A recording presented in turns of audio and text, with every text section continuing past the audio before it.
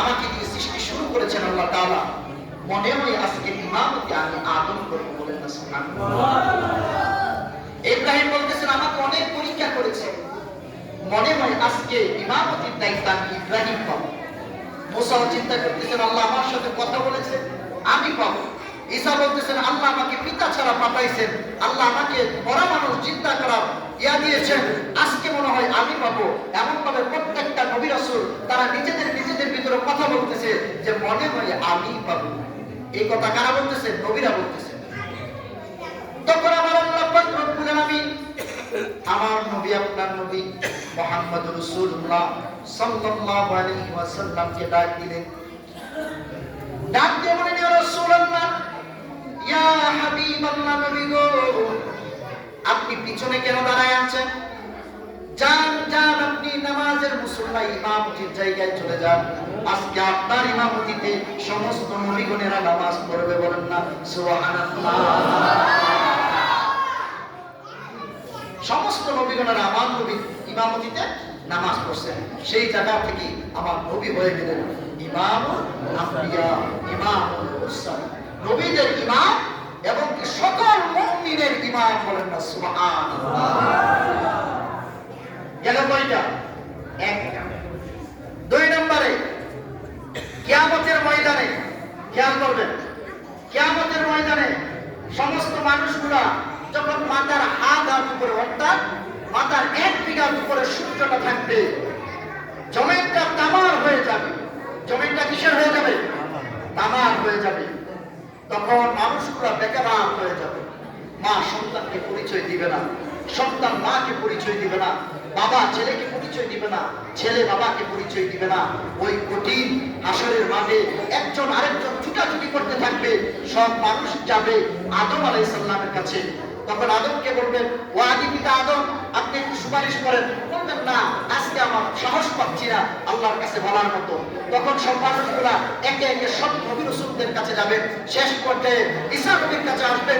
ঈসা নবী বলে, যদি আমি তোমাদেরকে সুপারিশ করতে না পারি, তবে একটা রাস্তা দেখাইতে পারি, যাবে নাকি? বলে, হ্যাঁ যাবো, তো আর সহ্য হচ্ছে না, আমরা তো চাই এখান থেকে মুক্তি পাওয়ার জন্য। তখন সব মানুষগুলা দৌড়াইয়া আমার নবীর দরবারে যাবে, বলেন না সুবহানাল্লাহ। গিয়ে দেখবেন আপনার আমার নবী সেজদারত অবস্থায়। কিরত অবস্থায়? আওয়াজ করে বলেন না, কিরত? সেজদারত অবস্থায়। ইয়া রাসূলুল্লাহ, ইয়া হাবিবাল্লাহ, আজকে আপনার উম্মতেরা বেকার হয়ে গেছে। আজকে সমস্ত মানুষগুলো বেকার হয়ে গেছে। হাসরের ময়দানে টিকা সম্ভব না, হাসরের ময়দানে থাকা সম্ভব না। ইয়া রাসূলুল্লাহ, নবী গো একটু সুপারিশ করবেন, একটু সুপারিশ করবেন। আর আমার নবী তখন বলতেছেন, উম্মতে আমি তো তোদের জন্যই আসি, বলেন না সুবহানাল্লাহ।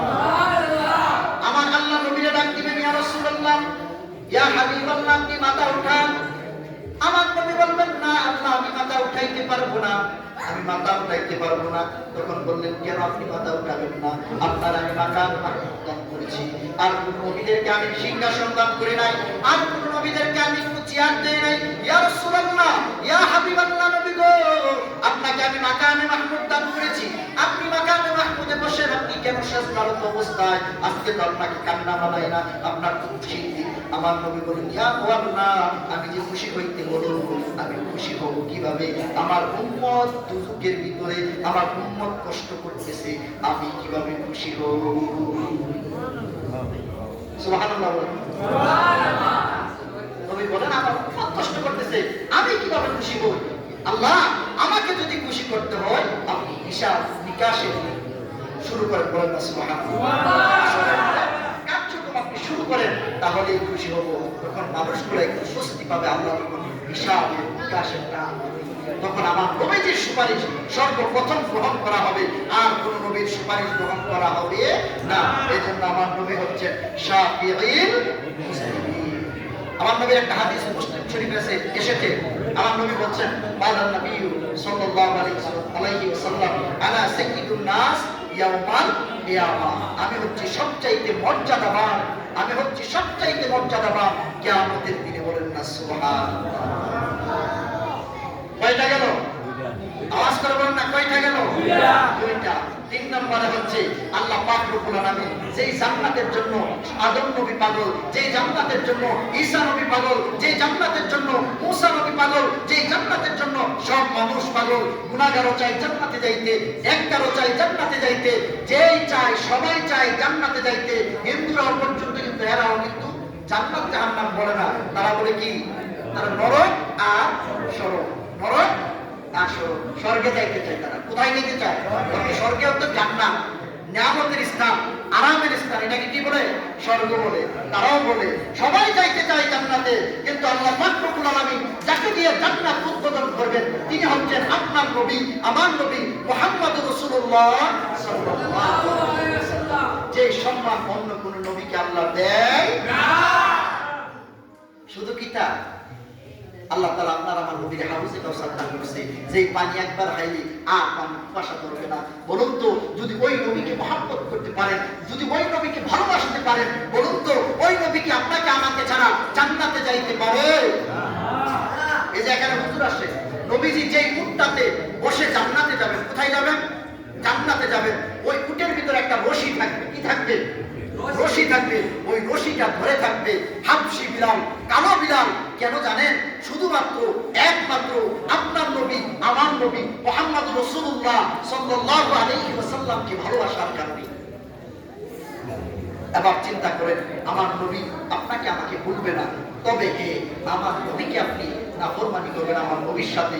আমার নবীর সাথে আপনি সব কিছু মানতে পারেন, কিন্তু আমার নবীর সামনে দেখলে আপনার ব্যথা লাগে, আপনি মুমিন হতে পারেন নাই, আপনি টাক্কা মুনাফিক।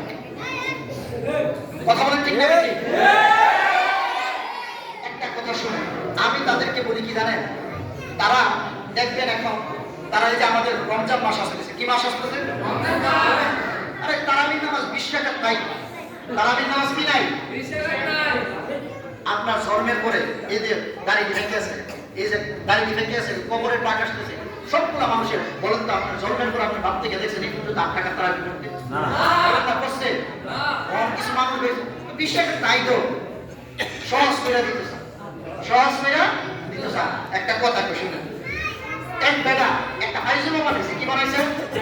কথা কই একটু শেষ। এক বেটা একটা পায়জামা বানাইছে। কি বানাইছে? পায়জামা বানাইছে। আয়েশা পায়জামাটা পিনছে, একটা বিয়ার দেব পিনছে বলে দেখতেছে পায়জামাটা 2 ইঞ্চি লম্বা। 2 ইঞ্চি লম্বা? 2 ইঞ্চি কথা বলে 2 ইঞ্চি লম্বা। তখন বেটা